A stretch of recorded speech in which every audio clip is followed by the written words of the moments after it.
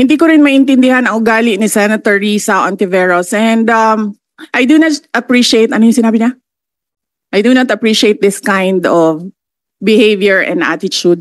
Madam Chair, noong 2016, tumatakbo si Senator Risa Ontiveros na senator, nakailang talo na siya. So, Dalawa, Madam Chair. okay, dalawa. Natatakot siya sa pangatlong talo niya, kaya pumunta siya sa Davao.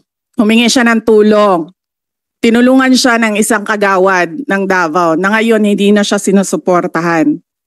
Humingi siya ng tulong sa akin, thinking na hindi mananalo si President Rodrigo Duterte.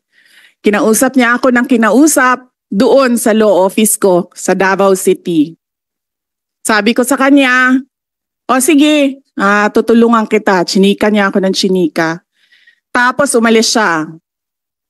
Siyempre, hindi naman siya tumutulong kay Pangulong Duterte. Hindi din totoo yung sinabi ko na tutulungan kita. Tinext niya ako. Pwede ba akong mag-follow up sa hinihingi kong tulong sa boto dyan sa Davao City? So sabi ko sa kanya, okay, sige.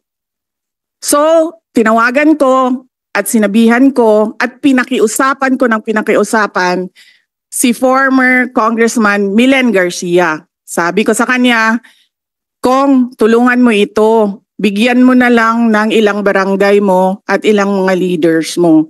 Ayaw pa siya tulungan ni former Congressman Milen Garcia. Pinakiusapan ko ulit, Kong, please tulungan mo na lang.